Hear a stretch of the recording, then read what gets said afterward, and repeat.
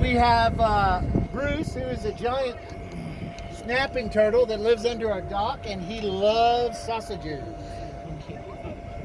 And your finger might be the perfect sausage.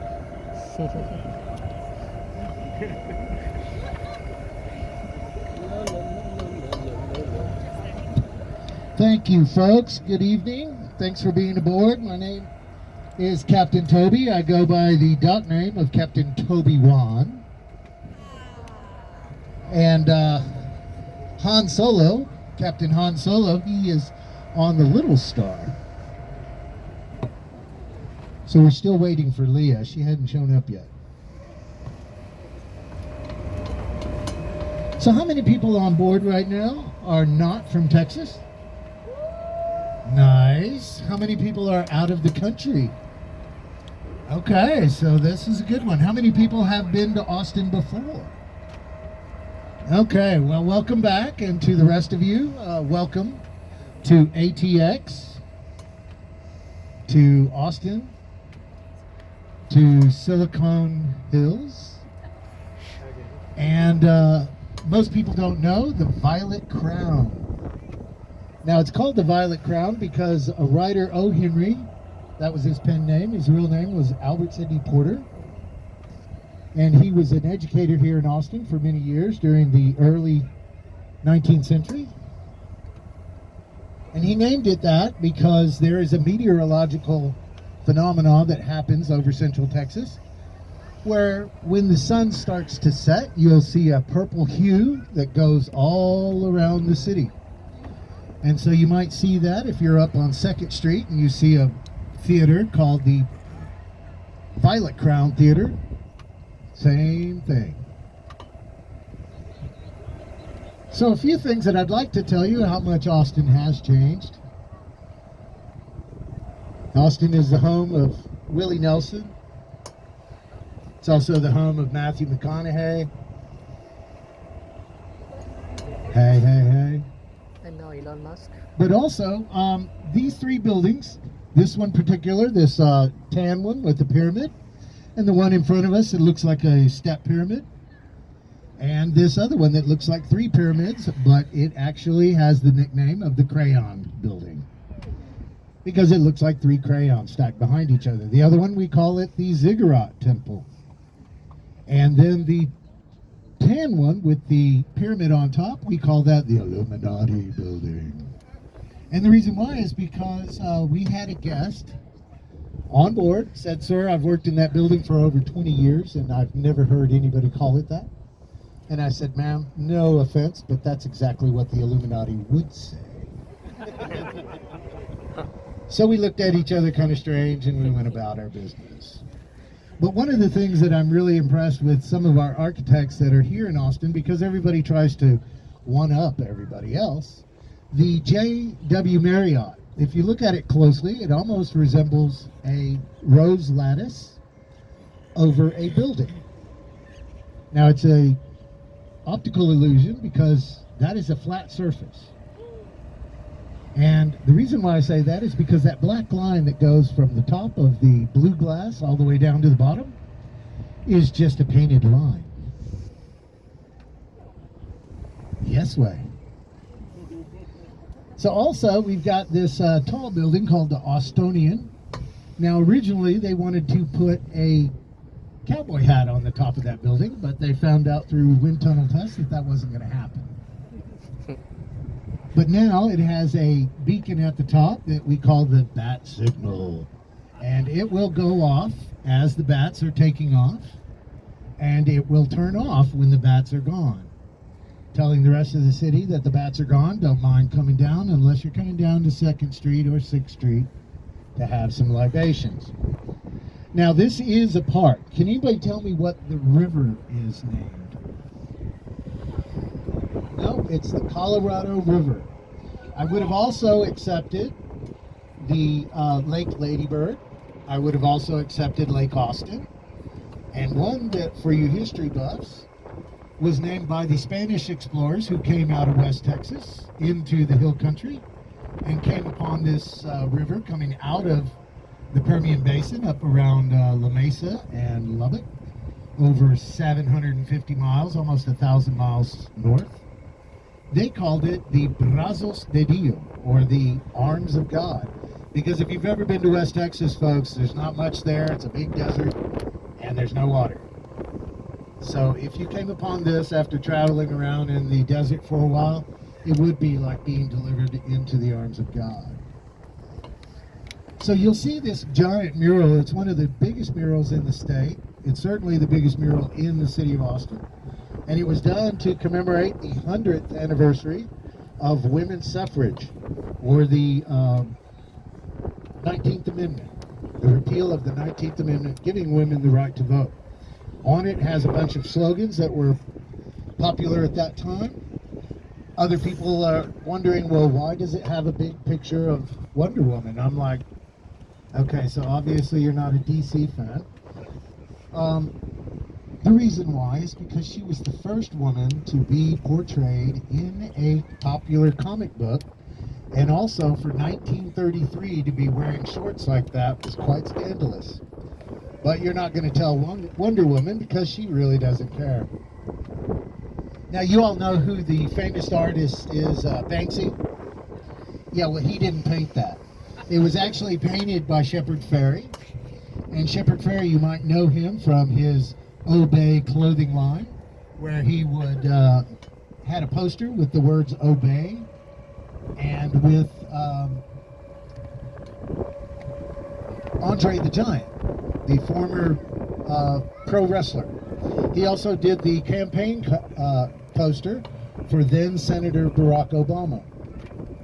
The Line Hotel has graciously said that as long as the Line Hotel is open, it will be illuminated and it will be freshly painted. So we hope that they keep their bargain for quite some time, because Mr. Fairey did this at no charge. And the mural itself only took a week to paint. So this bridge, when we go under it, I want you to listen for what we call colony chatter. It's basically the ladies in here saying, I can't believe you're going out with that guy. I can't believe you're going to go to 6th Street. It's so dirty down there. You know, it's like, really? You're wearing those shoes? So we'll listen for it. It's high-pitched noises.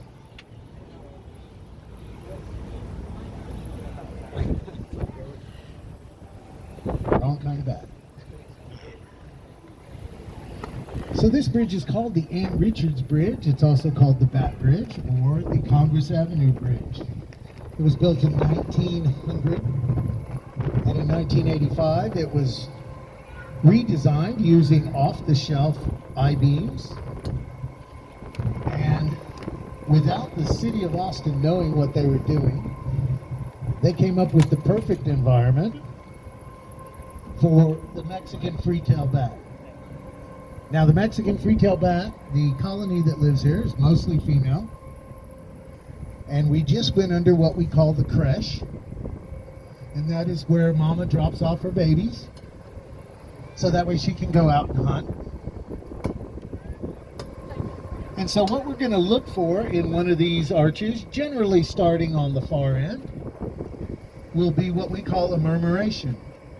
And the murmuration will start, so just like in the films, the bats will swirl in a counterclockwise or clockwise position.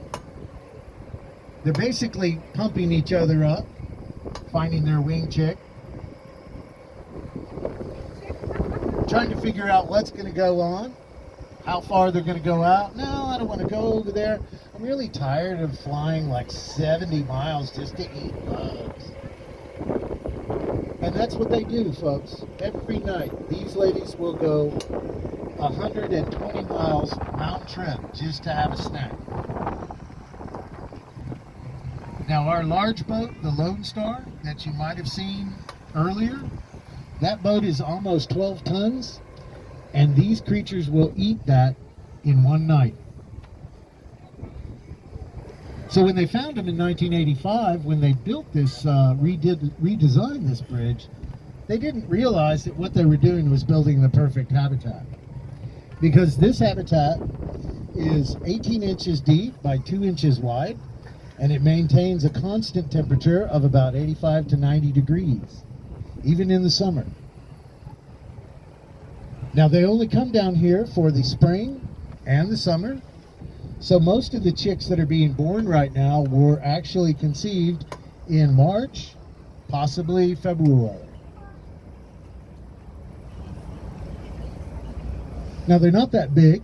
They come in black, brown, and the occasional ginger. And a couple of years back, somebody actually spotted a albino. Now people say, oh, well, don't they carry rabies? Folks, any animal that walks, breeds on this planet can carry rabies. Well, don't they suck your blood? No, they do not. If you want that kind of thing, if you're into that, you can go down to Brazil where that actually happens. Well, they'll get stuck in your hair. Well, this is not 1969 where women's Texas hairdos were at least 1.5 feet high. Actually, these bats do a lot more for our environment than you might give them credit for. And the reason why I say that is because they are one of the main reasons why organic farming is back in vogue here in Texas, especially in east of Austin. And that is partly to blame on these ladies because they managed to eat so many bugs in 1 year that the farmers are using less pesticides or less toxic forms of getting rid of their pests. So what we're going to look for is we're going to look for that murmuration, and then once we see it, the bats will make a beeline, or a bat line I should say, over those trees on the far side, and they will create what's called a ribbon column. Now the reason why they do this is because, folks, these guys are not much bigger than a chicken nugget, and they weigh about 7 ounces. That's a quarter in Florida math. But also, you know, it's like you have to throw in those 420 jokes when you can, because this is Austin. But one thing that these bats do is they bring in annually over $100 million every year. And so you're not alone. Last year, on our boats, we had an estimated 1 million people. So we've given 1 million people the same tour. And I try to keep it a little lively by mixing it up a little bit. Usually we go upriver, but the bats have been coming down so early these days, and it happens when they're very, very hot and very, very hungry. So one thing I want to caution you about is that when they do emerge, do not look up in awe. Now, I don't do it. I would hope that you wouldn't do it. I can hear a little bit of colony chatter. I'm going to back up over here by these icebergs. And I call them icebergs because I have to avoid them at all costs. Sometimes I creep up on them and lightly gaze at them. But I'm a good captain and I like my license, so I avoid them. Now, Bat Conservation International, which is headed up by Dr. Merlin Tuttle, advocated for these little bats in 1985, and he was a stalwart at letting Austin remember that these are a national treasure, because along with these bats and some of the other colonies that are around downtown Austin and some of the parking garages and some of the other areas, make up the largest mammalian colony in Texas at over 60 million bats. Now, this bat is not endangered. It's not even in a critical list, and that is because it is a very prolific breeder, and it has adapted to human urban landscape, and it's done it quite well.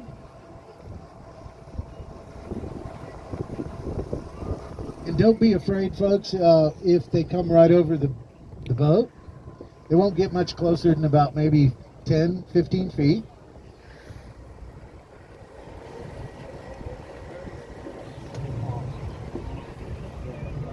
And we'll see a lot of different emergences tonight.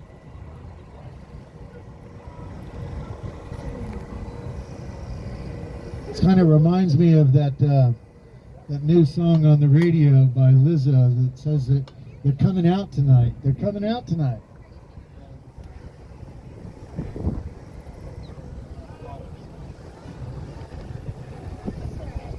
Now this bat is the fastest bat on the planet. It's the fastest mammal on the planet at over 110 miles an hour. Its average speed is about 45 miles an hour. It's also the highest flying bat. Some zoologists have found it at the top of Monte Albon in Mexico, and that is easily a 10,000 foot peak. So pulmonologists have been studying this bat as well because of that. The only other creatures that seem to be able to exist at that altitude are Sherpas in Tibet and Nepal. And they've also studied them as well, and they've figured out that their lung capacity is 3 times larger than the average human. And so along with that, these bats are also have a lung capacity 3 times bigger than most of the other bats. Now Texas has 33 different species, and it is because of that fact that the Texas legislature made the Mexican free-tailed bat the official flying mammal of the state of Texas. So how many of you folks like to drink rum? Okay, well you can thank a bat. Yes. That is because they're a pollinator species. So if you like Bacardi rum, the next time you crack open a handle of rum, be sure to look on the label and you'll see the Mexican free-tailed bat on their logo. Now they're called a Mexican free-tailed bat because unlike other bats, these little guys have an appendage, or don't have an appendage, that comes from the top of their feet to the tip of their tail. And that's why they're called free-tails. All other bat species have this, and that is probably why they're not as fast as this creature is. So last night's emergence was at about 8:25. We've got a little bit of time, but like I was going to say, don't be afraid and don't be shocked if you see a bull grackle or a crow or a hawk come down and snack on one of these guys in midair. There are being so small, they have a lot of natural predators, snakes, most hunting birds, possums, and the occasional human. Because in 1985, people were down here with flamethrowers and raid and poison, trying to get rid of these creatures because of ignorance, because we fear what we don't understand. They get blown around here, and they might be a little late on their emergence because of this wind. They don't like this much wind. And the reason why is because they might get knocked out coming out of there and hit one of those girders. And if they do get knocked out, they fall into the water. They won't drown if they're not eaten because they do know how to swim. So what they'll do is they'll swim up to one of these pylons and they'll crawl up and they'll drop back down and fly off. Because bats cannot take off from the ground. They have to drop. Okay, come on, ladies. There they are.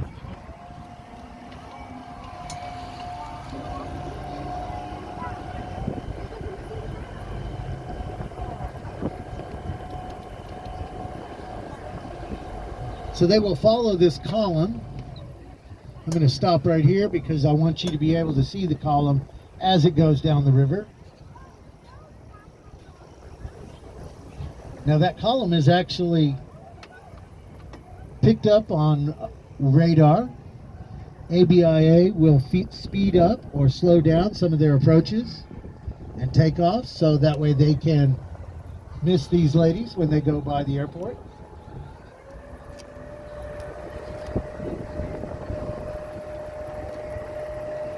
I'm starting to see another emergence underneath the second one. And then hopefully we'll get one from one of these guys and they'll come right over our boat. Because that's my goal, is to get these guys right over.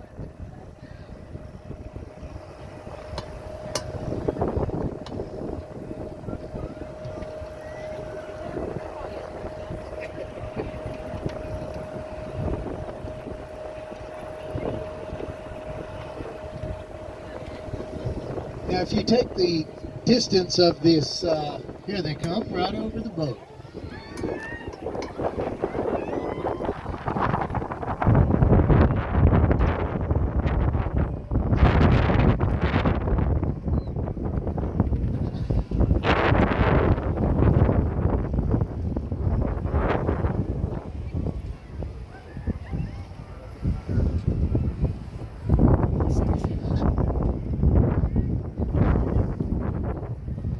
Here's one right behind us, right over the boat.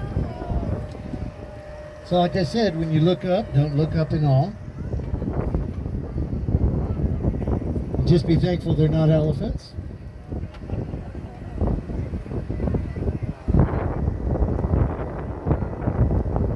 So I have to tell you folks, I give one of the best bat tours. And this is why, because I understand these guys, these ladies.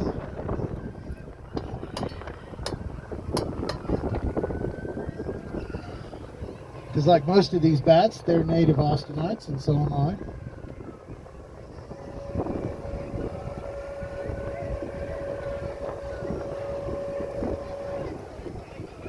As a matter of fact, at my high school prom at Austin High, in 1985, our theme was Gotham, because they had just discovered this colony. So everybody was bat crazy.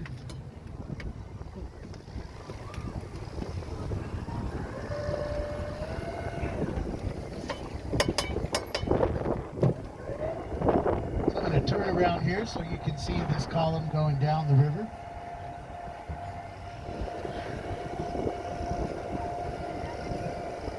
That is one of their only natural defenses because it confuses the prey and it looks like one giant organism.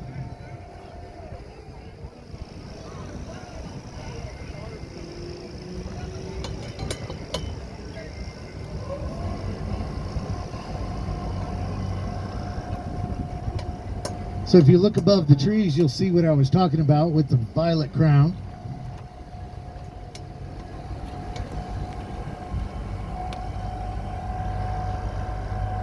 Now I'm going to go down river because there'll be another emergence coming out. Plus I also want to get you into the perfect spot for a wonderful Instagram shot.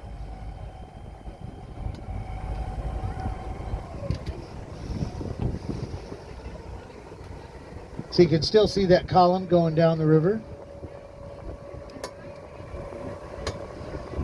The other bats that come out a little bit after this first emergence, they will go up about 200 feet so they can find the rest of that column. Their echolocation actually will take for up to 1.5 miles. So they can find, these are some of the smaller bats, some of the younger bats, a little freaked out. Probably going down to 2nd Street to have some beers.